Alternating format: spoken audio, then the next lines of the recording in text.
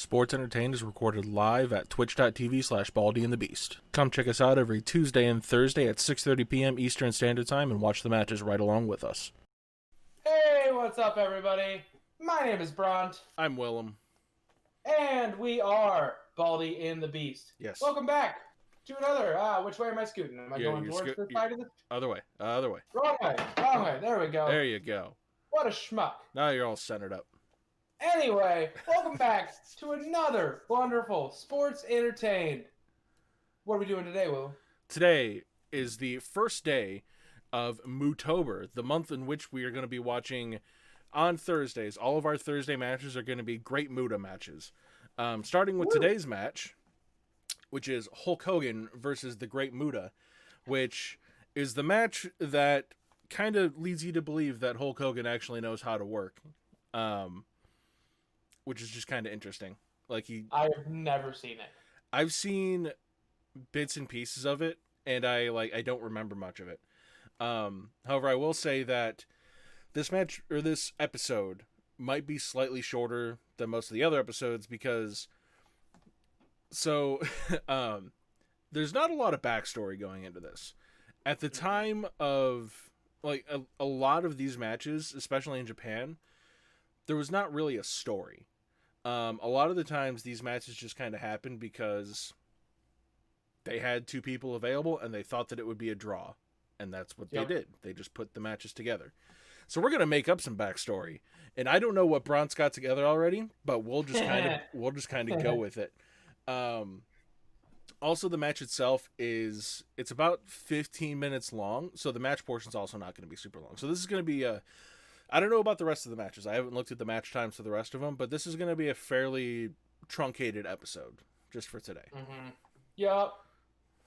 So, you're ready to get into that backstory, which I swear is 100% the bona fide truth. The bona fide truth. I just made up. All right. I'm not making this up literally on the spot, I swear. Okay. But anyways, this all started on January 1st of what year was this pay-per-view? 1993, January 1st, when the aliens landed in Fukuoka, Japan. So down come our new alien overlords, and they are just fucking kicking ass and taking names and hitting people with steel chairs, and Great Muta fights the great alien overlords. He tries to be the defender of the Earth, but he bleeds too much. Yep. And he doesn't really, so he loses. And now he is in the service of the alien overlords from Xenon 13, sure. Would you say that the reason that they took control of him is because he bled too much and they were able to control his blood by replacing it? That, and they were scared of his blood because blood is like acid to them. Yeah. This is the most legit thing I've ever said. So anyways, the Earth needed a defender. And who loves defending the Earth? America! Which wrestling guy is more America than Hulk Hogan? None of them. So here comes Hulk Hogan to defend the Earth against the evil alien overlords represented by the Great Muta, who is the reigning IWGP Heavyweight Champion, while Hulk is the reigning WWF Champion. Yep. We're going to go down... Oh, go ahead. This is very much like a big dream match from the time. Like, if you were Super Mark at the time and you were into the tape trade and shit like that and you know what was going down, this is a big match because it's the top dog, like the big promotion in Japan, the top dog of WWF, going right at each other. Yep. And I got so excited about my totally true story that I forgot all the starter stuff I do. This is May 3rd of 1993 in the Fukuoka Dome in Fukuoka, Japan, in front of 55,000 fans. That's a fucking lot. Wait, what? That many? According to the wiki, yes. 55,000 even. So I'm assuming that's a guesstimate. Yeah. But they put this match together. They put these two guys together in the hopes that it would be a draw, and it fucking was a draw. Wait till you hear the rest of the card, dude. Okay. This is a super card. Okay. What you got? So, you ready to do the card? Go for the card. Anything else. Go for the card. All right. The first match, some of these guys we won't know. Like, I don't know the first couple matches, but it'll get better. Yeah. It starts off with Akira Nogami, El Samurai, and Takayuka Iizuka defeated Hiroshi Yamamoto, Osama Nishimura, and Satoshi Kojima. I know Kojima. Yep. Oh, you're gonna hear a lot more names you know. Bread Club. We have Michiyoshi Ohara defeated Akitoshi Saito. I've heard that and name.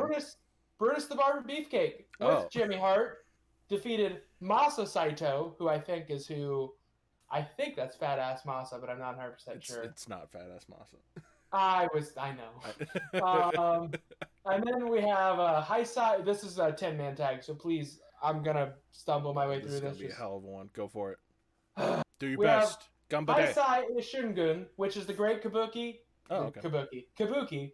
Kengo Kimura, Kanukai Kobayashi, Masashi Aogi, and Shiro Koshinaka defeated Ashurahara, Hirosaito, Super Strong Machine, Takashi Ishikawa, and Tatsuoji Goto. Okay. Now we're going to get into the people I know more of, and so will you, because we're on to Tiger Mask defeated Jushin Thunder Liger. I can say all of those words. That was probably a great match. That was probably a fantastic match. We should watch that after this if we could find it. Next up, we have a battle of the Gaijin. Okay. Scott Norton versus Sting. Okay. I told you it was a super card. That's really weird that they've actually got like New Japan and WWF and WCW guys like all on the same card. That's really interesting.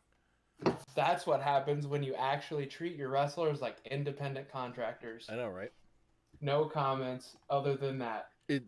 Scott Norton is really interesting to me because he had like this huge career in Japan and then he was just kind of mid in WCW. Yeah. All right, go ahead. Next up, we have Yoshiaki Fujiwara, who you should at least be familiar with one of his moves, defeated Hiroshi Hase. For those of you that don't know, the Fujiwara armbar. Yeah. The next match, some more people you'll know, the Hellraisers. You may not know them by that name. You may know them by the name of the Road Warriors or the Legion of Doom. Defeated Masahiro Chono and Shinya Hashimoto. Okay. That was probably a hell of a match. Oh, fuck yeah, it was. Yep. Next up, you have Hulk with Jimmy Hart versus the Great Muta, which is what we're reviewing. Yep. And the main event on the night, which is amazing that it wasn't Hulk Muta. I know. But wait until you hear, you'll know why when you hear the first name. Antonio Inoki versus Tatsumi Fujinami defeated Jinichiro Tenryu and Riki Chosu. Genichiro. So, yeah, whatever you said. I butchered the rest of the fucking names. Why would I stop there? Right. Yeah, that makes sense why that's the main. It's Inoki. That makes sense. Yeah, but what a card. I know. What a fucking card. When Fujiwara and Hawk and Animal are like building you up to the main event, right. You've got a good. But when Tiger Mask and Jushin Thunder Liger are the fifth match on the card, even in 1993, You've got a damn good card. Yep. And the pay-per-view is called Wrestling Dontaku, by the way. I forgot to. I knew I'd heard that before. So going kind of an offshoot on the Fujiwara match, Hiroshi Hase, who's also in that match, will also be featured during MUTOBER because that's going to be our final match for the month. We haven't kind of declared what the next two are going to be, but that's going to be the final match for the month because that match versus the Great Muta is famous for creating the Muta scale of bloodiness in wrestling matches. Woo! Speaking of Hiroshi Hase, I happened to scroll over his name on Wiki, and I'm gonna read this out because this is impressive. Okay. Not only was he a big wrestler, he's a Japanese politician who served as the Minister of Education, Culture, Sports, Science, and Technology under Prime Minister Shinzo Abe. Oh. Well, he was also a member of their House of Representatives. So he is a well-decorated man, not only in the wrestling world, but in the political world of Japan as well. Yes. So I had no idea. Yeah. I mean, if you would have told me yesterday that one of the guys involved in creating the Muta scale was now a politician, I would have said you were a liar. Yep. Yeah. So we're gonna go ahead and just get into the match. There's not a pay-per-view watching thing where we can actually go and watch this. So if you can find somewhere to watch it, go ahead and find somewhere to watch it. We're not gonna link to it anywhere because we're not gonna get screwed by the government. So if you can find it, watch it. If you can't, well, just kind of listen along. If you can't find it, you didn't look very hard. That's all I'm gonna say. Yeah. Well, are you ready? I am to ready. Get into the match. Yep. You want to do the honors today? I'll go ahead and do the honors. We're going to start in 5, 4, 3, 2, 1. Well, that's it for that match. Just have Hogan throw another leg drop. All right. After the clothesline. Yeah. He put his working boots on. He did. Damn. Yeah. You'd never expect something like that out of Hogan. No. Yeah. Absolutely not. Because I've never seen him put his working boots on before. I used to like Andre the Giant Hogan wrestling and not like. Well, and that was like even then, Andre the Giant wrestling, that was still fucking like 6 years before this. Well, but I'm not going to put all that slowness of that match on Hogan because at the time, you know, Andre was on in his life and he couldn't move that much. Yeah. So I don't put the slowness of that match on Hogan per se, but I don't think Hogan was in the back saying, "Oh, I wish we were doing this faster." I know, right? So when you got your shtick, you live to your shtick. Yeah, pays the bills for a reason. I know, right? So what was your rating on the match? I'm gonna have you do 2 ratings. I'm gonna have you do for specifically this match, how you actually thought the match, like as an overall match, how you thought it went, and how you thought of this as a Hulk Hogan match.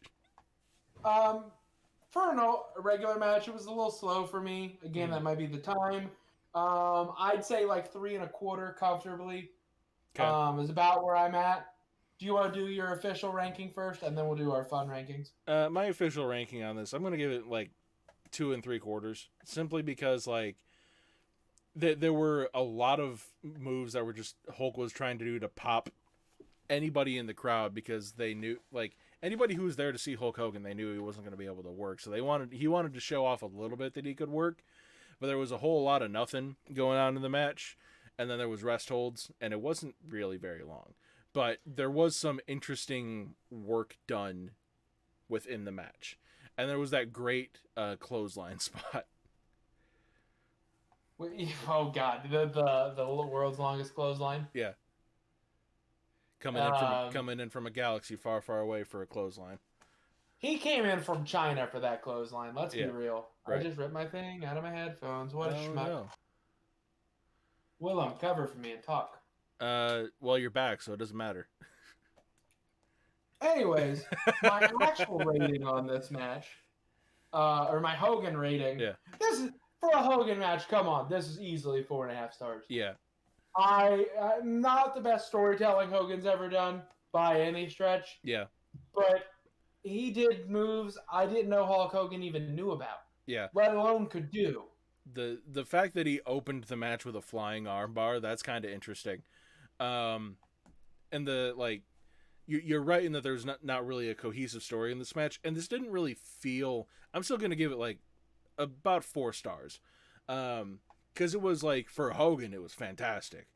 But there was not what you would expect out of Hogan. There wasn't all the hot dog and a grandstanding as you would see out of Hogan. There was just a lot of like Hogan moving around, Hogan doing a couple moves. And he didn't even do like his signature poses. I don't think I ever saw him once go fucking hand to the ear try and listen to the crowd because there was nobody saying anything in the crowd. He would just do woo, like put one finger up in the air, put his arms up, and that's what he would do. Yeah, that was the most of his Hogan-ness in this match.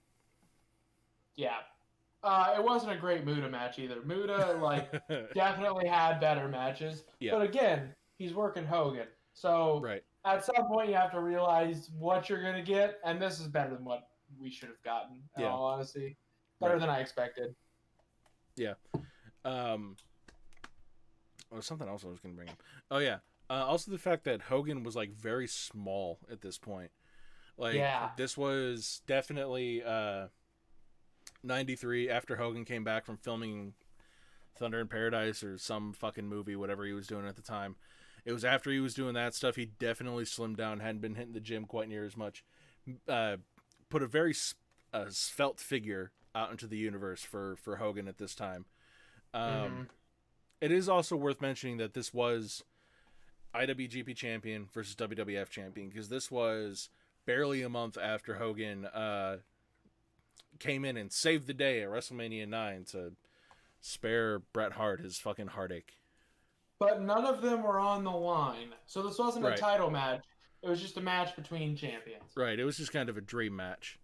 Yeah. Which, I mean, when you've got a stadium, when you've got a card like this was definitely a super card, especially for the time.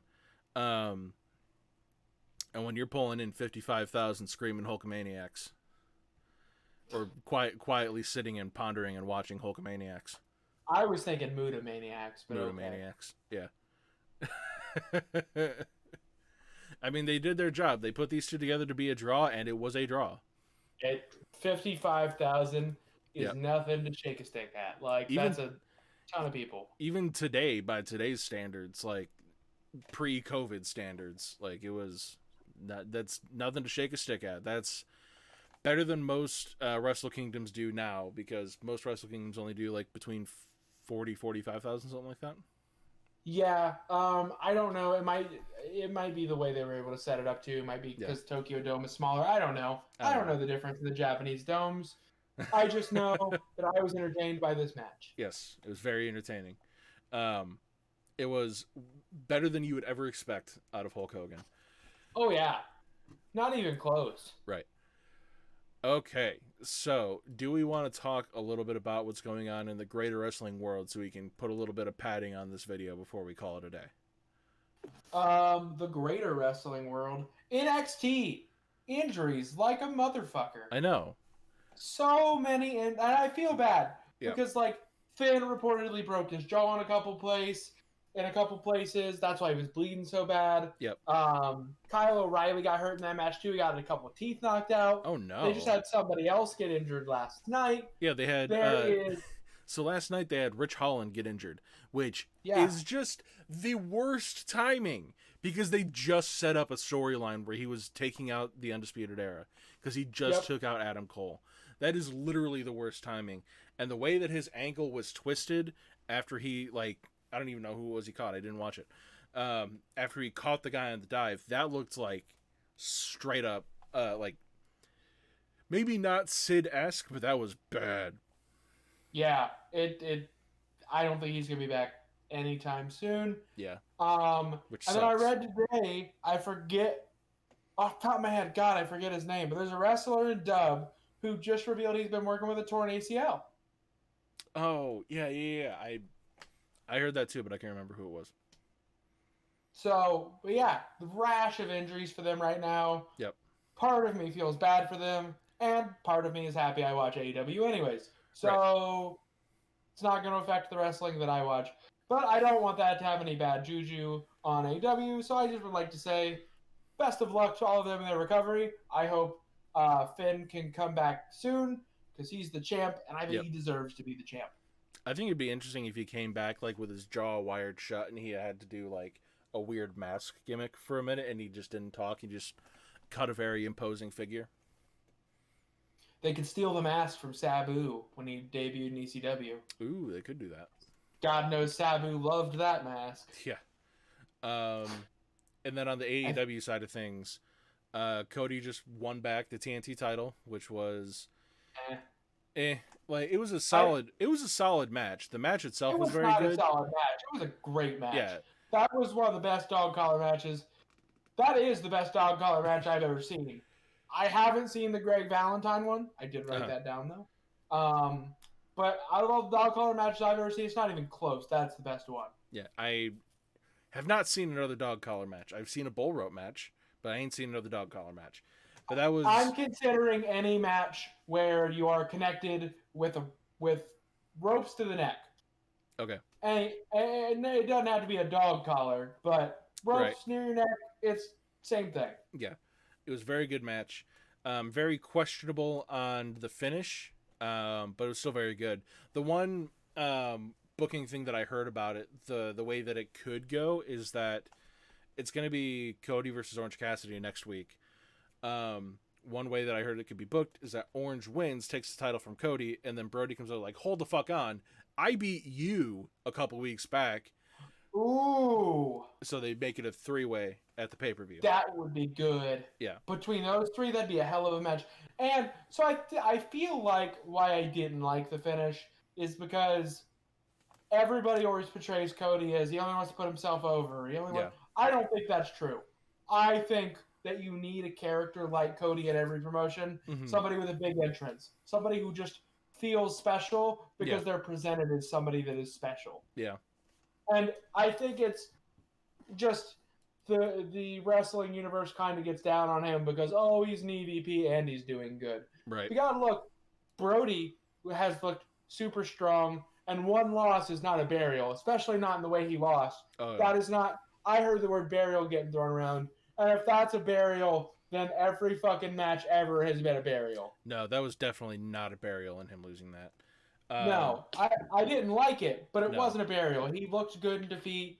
He still looks strong. I still buy him as a credible threat for the world title, let alone the mid-card title. So I definitely feel like Brodie in and of himself has been way, like, in just the 6 months that he's been in AEW, he's been way better presented than anywhere else. Because he's not been even close. Because he's been presented. And he's been able to do shit on his own. He's been able to do his own shit, and it's been very entertaining, especially the BTE stuff. Because he's good. Right. He's so good. Right. It goes to show, and I don't want to use this word, how they wasted him in the WWE.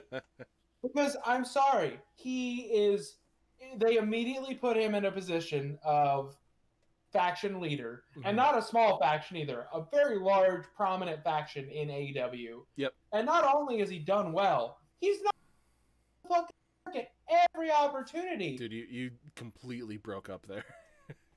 I said he knocked the ball out of the park at every single opportunity. Yeah. Like, since debuting, there's been a couple things that he's done that were iffy, but other than that, everything's been great. Right. I had something, but I lost it. Continue. I'll fawn over Brodie Lee for a little longer. I think he's fantastic. I think he's a champ. I think he could have been a champ in the dub. I think the biggest thing that held him back is that he couldn't do a southern accent. And that's the most really fucked fucking thing stupid. I can imagine. That's really fucking stupid. Yeah. Yeah. Because they had said that they were going to push him, and Vince wanted him to do a southern accent, and he couldn't. You know why? Because he's from Rochester, New York.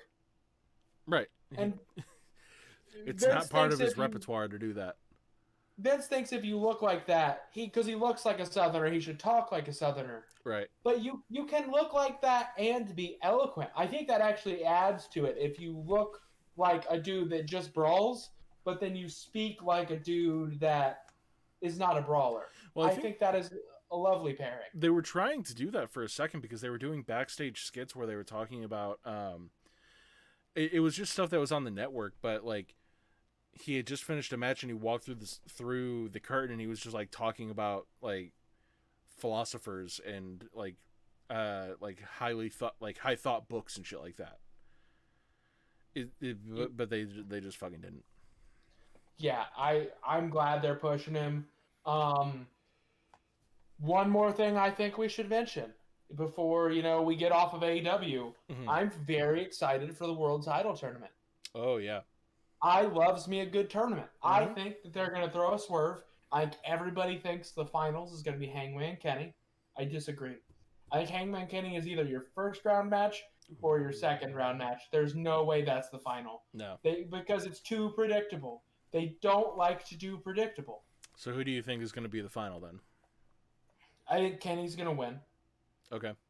I think they need to push him, and I think he may not even face Hangman, actually. But yeah. I don't know how they're going to book it. But I think Kenny's going to win. And then on the other side, I don't want to predict my other side because there's two more people. Yeah. They've only introduced 6 out of the 8, and I think one of them might be a debut. So I am going to retain my other champion until we see the bracket. Okay. But I think Kenny, the way that they've been angling him towards, we're gonna push him back to the cleaner and like that main event best bout machine type of guy, Right. he's got to win this. And I think he might win the title after. Yeah, I bet you're not wrong on that one. Because they've never in their history had a non-WWE or a guy that's never been in WWE win the title. Right. Which I don't give a rat's ass about because they're not in WWE now, so they're not a WWE guy. Right. And Kenny, like, Kenny's way too good to be doing what he's doing where he's at. Not to downplay where he's at right now. But Kenny is definitely, like, his style, how good of a wrestler he is, and how good he is on promos. He's definitely a main event guy. But I understand why they didn't put him there initially. It's because they needed to build up the rest of the roster before they could let some of the guys that they knew were going to be big, that they knew they were going to be putting in the spots. They had to build up the rest of the roster before they could put him there. Yeah, because you can't just have because if they had just come in and been like, okay, Kenny's a huge name and he's obviously the top guy going in. Obviously, when they announced Kenny was the top guy, yeah, you can't just put the belt on him and then put the belt on the Bucks and then put the belt on Cody or put a belt on Cody because then everybody's gonna piss and moan. Oh, they're the EVPs, so it's just like WCW. Yep. They 100% did the right thing by throwing him in the tag division and having him do that for a while and put on baller tag matches. Yep. It worked. They're making good decisions, like up and down. They made bad decisions too, don't get me wrong. Yeah. But their good decisions far outweigh the bad. Oh, yeah. What do you think? Who do you think is going to be? Boy, I think Hangman's not going to win it until Double or Nothing next year. I think it's going to go... You think he'll take it off Kenny then? Yes. Because we both agree we think Kenny's about to win the belt. Yep. That would be awesome. What if they could keep them from touching until that match? Yeah. And they don't have them meet in this tournament. They don't lock up until that would be such a great story. Because Hangman lost his opportunity at Double or Nothing. Yep. And now he's got his second one 2 years later against his former tag partner who he didn't want to break up with. God, if that's not what they're angling to, they should watch the podcast and change their mind. Because that's a great fucking idea. Send that shit to fucking Tony Khan's. Like, hey, we're just a bunch of couple schmucks on the internet, but we think we got a good idea. Do you think we do? Yeah. Here you go. I think that that would be really good, though. Yeah. Let's see. I think Kenny's gonna win. I don't think they're... Well, did they announce the brackets or anything yet? Not as far as I'm aware, because we still have 2 competitors left. I haven't seen any brackets so far. Okay. Is it going to be like a one-night ordeal, or is it going to be over the course of a couple weeks? I do not know. I feel like it would be smart to pick a Dynamite, any random Dynamite, and have it be a tournament over the course of one night. Have it be a redo of the Deadly Games. Could you do 7 matches on a 2-hour card? 7 tournament quality matches? Well, let's see. You could do it all in one night with the exception of the final. Yeah, and then have the final be somewhere else. So 6 matches. So let's say you get 20-minute time limit on the matches times 6 matches. That's 2 hours. Yeah, and not every match is going to go to a 20-minute time limit. Yep. So, yeah, I'm real excited because, like I said, I love tournaments. Yep. The one thing I want to see AEW do, Hayden Potcutter just said they should do a silent fan poll for who will win the tournament and make it happen. That would be a good idea. And honestly, with AEW, it wouldn't surprise me if they did something like that because they are very fan friendly.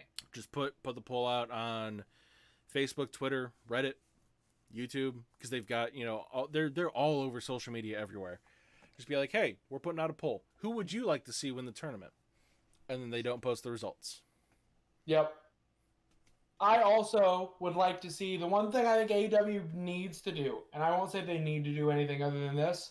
I want a G1 style tournament. Oh yeah, a good round robin tournament. Yep, and because you could build you could do that for an entire build from like Double or Nothing to All Out or whatever the next one is. Mm-hmm. That whole time in between could just be your G1 style tournament. Right. And they have enough dudes on the roster they could put together pretty good G1, especially if you open it up to New Japan guys and ROH guys and AAA guys. You get maybe one or two guys. Yeah. Bring in Triple H. If they could get Triple H, I'd be okay with him winning because that's the only way he would ever agree. Yep. No, I'm solid on that. No, thank you. Yeah, no, I was joking. Yeah. If Triple H ever goes to AEW, it's 100% because AEW won the war. Yeah. And I don't think that's going to happen. Not that they're not going to win, but I don't think WWE will ever go under. They have too much money. Yep. So which match are we going to be doing next week? I feel like we've padded out our audience, or we padded out our time frame enough, given the fact the match that we watched was only 15 minutes. So are we going to be doing Mankind Triple H 2 Hell in a Cell next week? Or are we doing something else? On Tuesday, I have planned. Unless you wanted to take a break off, I'll leave it up to you right now. The other match I have prepared is JBL Cena. You know what? Let's split it up a little bit. Let the last match breathe a little bit.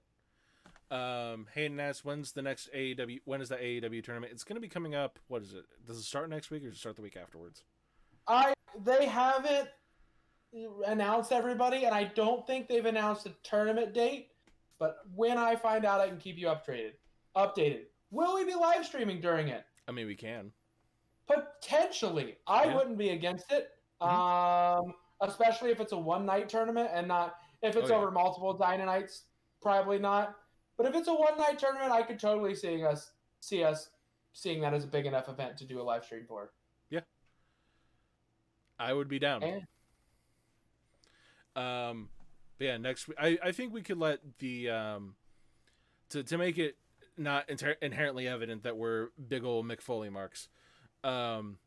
We can let that match breathe for a week, and then we can do JBL John Cena this coming Tuesday. Okay, that's fine with me because that is also a very bloody match for MUTOBER. Oh yeah. So what are we doing? What's the next Muta match? Have we discovered that one or figured out what we're doing there yet?